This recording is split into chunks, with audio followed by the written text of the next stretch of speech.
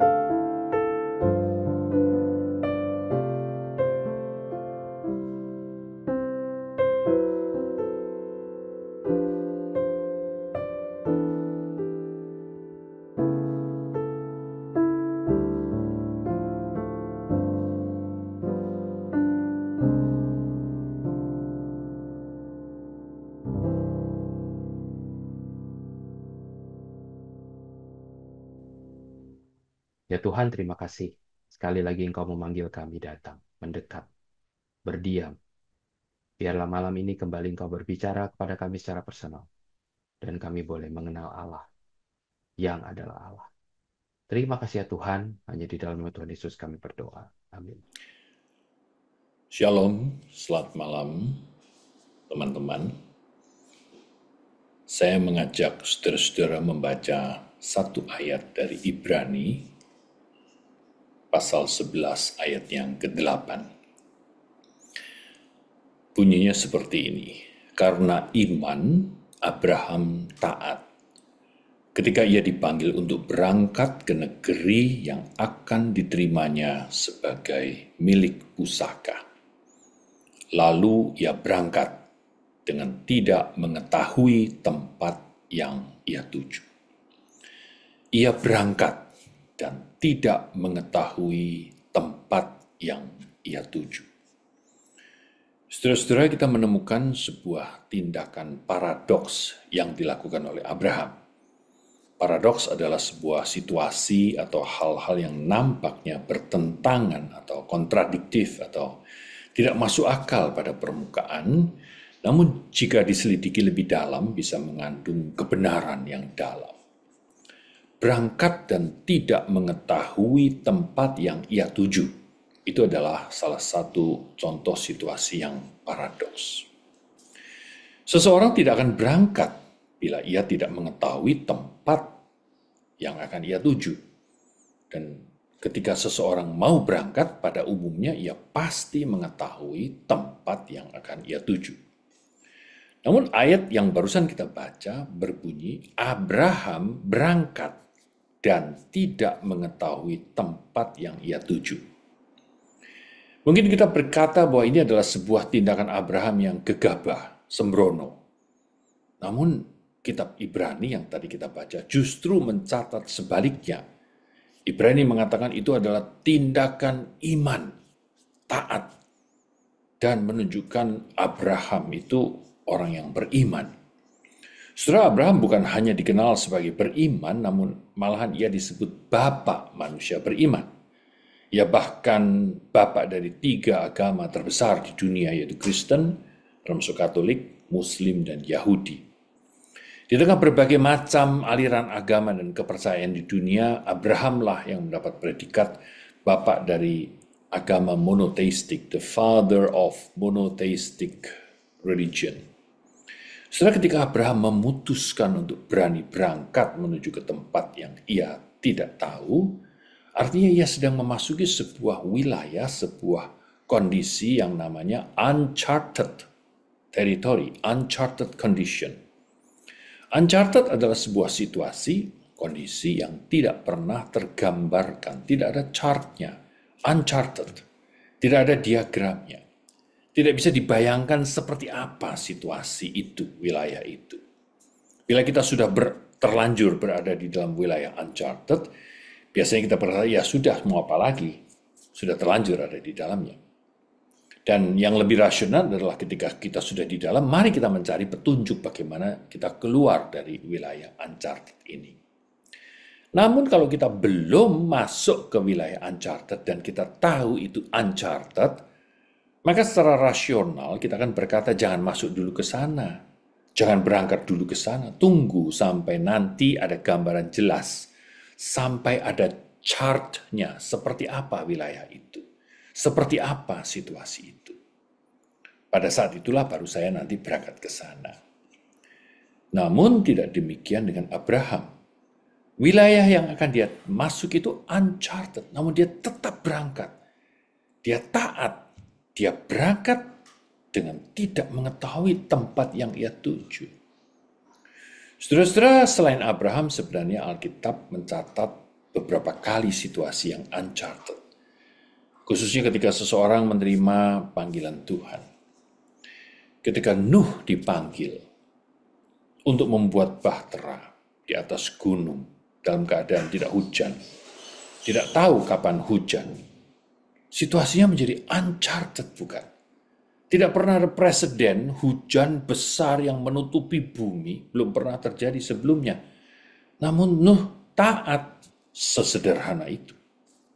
Ketika murid-murid Tuhan Yesus dipanggil Tuhan, yang satu sedang bekerja, yang satu sedang menjala ikan, yang lain sedang menarik pajak, mereka tidak terlalu tahu untuk apa ikut Yesus.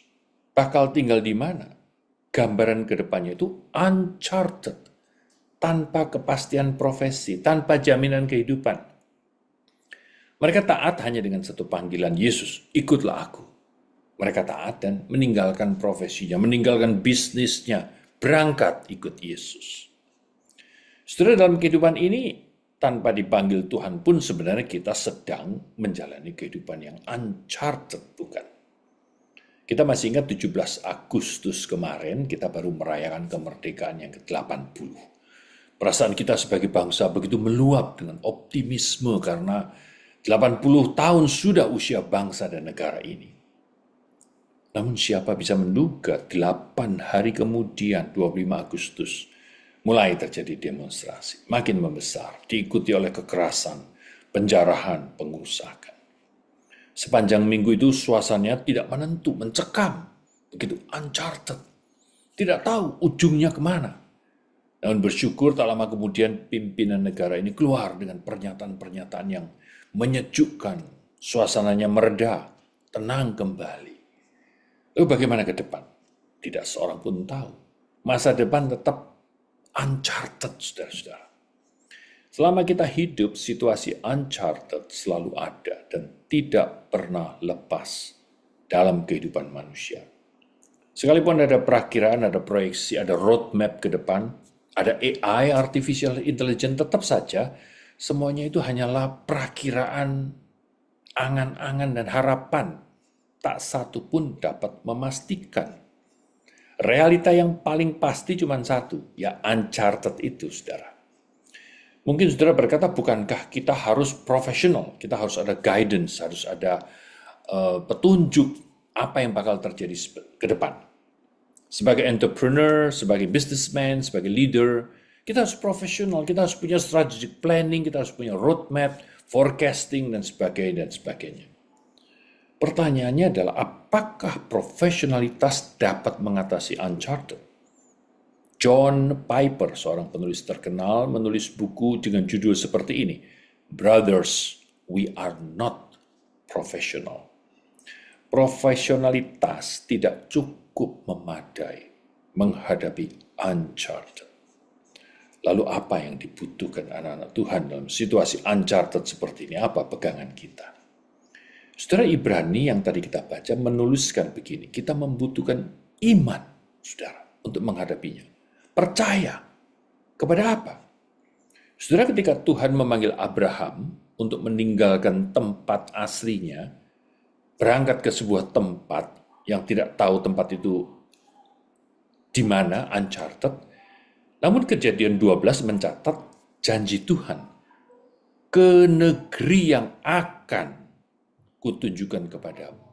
Ke negeri yang akan kutunjukkan kepadamu. Ada janji di sana. Tuhan berjanji ketika Abraham taat. Tuhan menunjukkan kemana itu. Itu janji, saudara. Saudara, bukankah firman Tuhan yang kita baca sesungguhnya adalah kitab perjanjian? Makanya disebut perjanjian lama, perjanjian baru. Itu bukan sekedar kitab pernyataan, namun kitab perjanjian. Kita tidak sedang membaca kalimat-kalimat informasi, namun kita berhadapan dengan janji-janji ilahi. Maka sebuah kegelisahan seharusnya terus-menerus mengusik kita. Kita ini apakah benar-benar percaya kepada yang kita baca? Dengan kalimat-kalimat agamawi seperti ini, apakah ini beriman? Saudara, Ibrani 11 tadi menuliskan Abraham beriman. Saudara, iman dalam bahasa asli Yunani menggunakan kata pistis, saudara, yang artinya meletakkan nasib, menaruh kepercayaan, mempertaruhkan nasib, mempertaruhkan kepercayaan. Dan ini bukan hanya semata-mata kesadaran rasional, saudara, namun lebih dalam ini membutuhkan keyakinan relasional. Saudara, ketika Abraham beriman kepada Allah, artinya Abraham sadar mempertaruhkan kehidupannya ke dalam tangan Allah. Mengapa? Karena Abraham memiliki relasi dengan Allah. Dari mana kita tahu Abraham memiliki relasi dengan Allah? Yakobus 2 ayat 23 mencatat Abraham disebut sahabat Allah. Abraham tidak ragu untuk percaya, beriman kepada Tuhan, sahabatnya itu karena dia punya relasi. Ibrani 11 bagian pertama mengatakan iman adalah bukti dari segala sesuatu yang tidak kita lihat. Bagaimana mungkin kita tidak melihat namun menjadi bukti? Itu iman.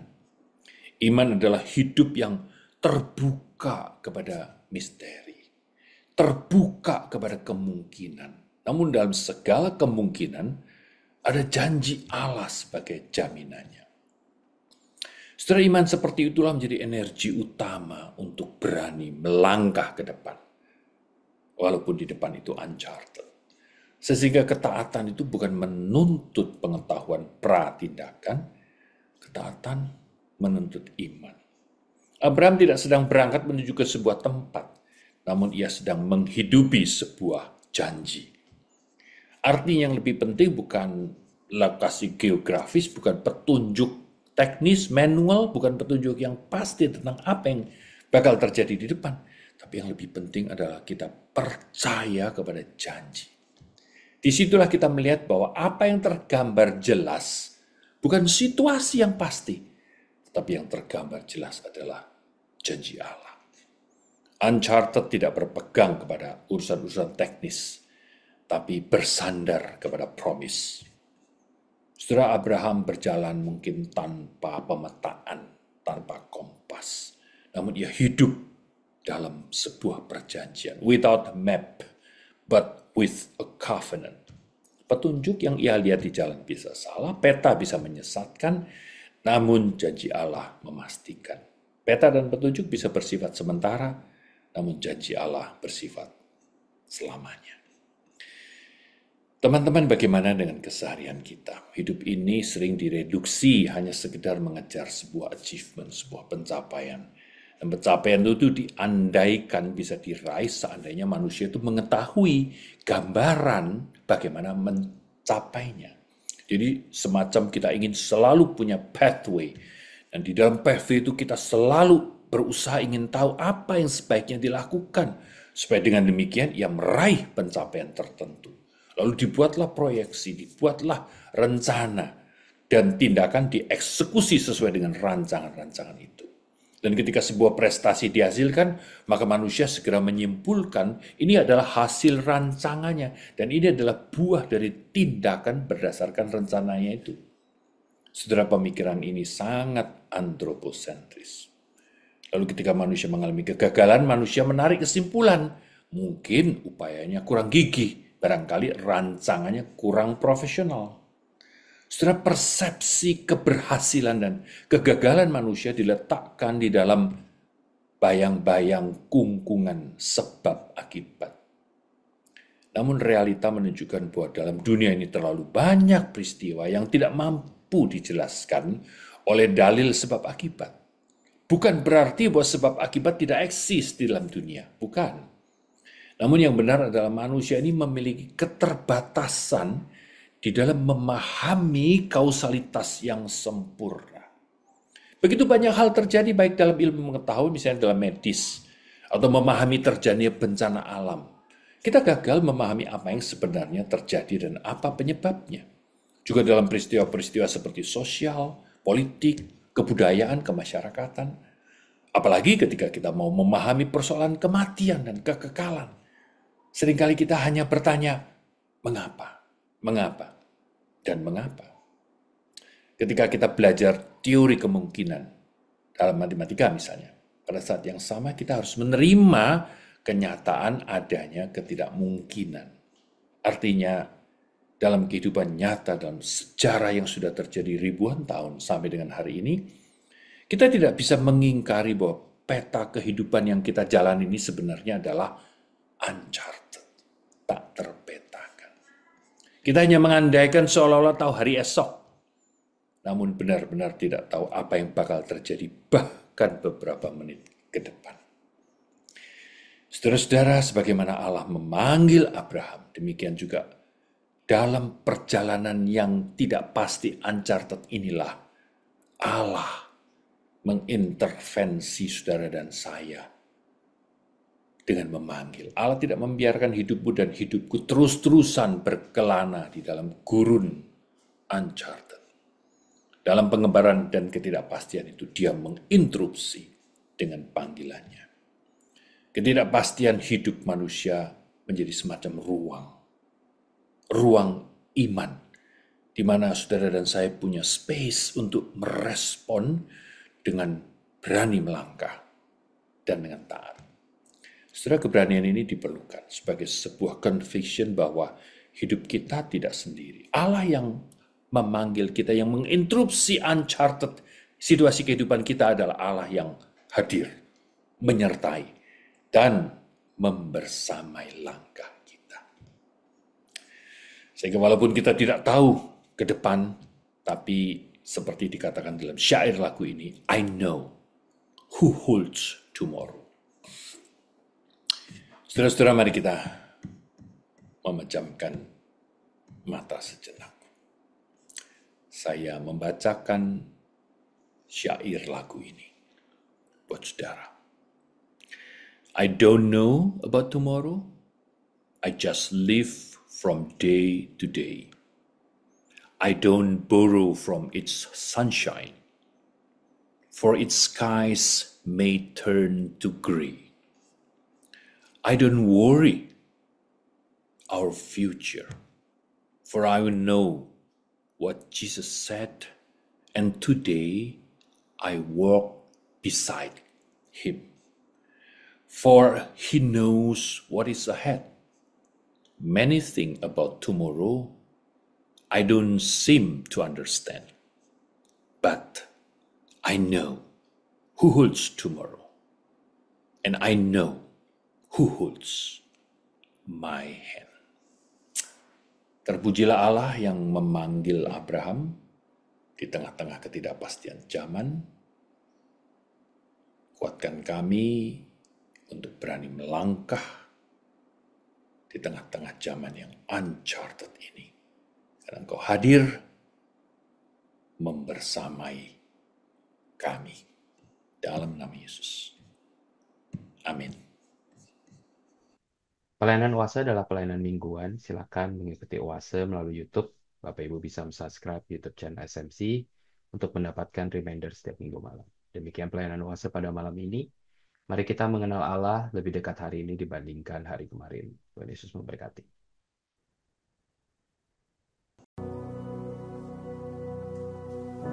The Lord bless you and keep you. Make his face shine upon you and be gracious to you. The Lord turn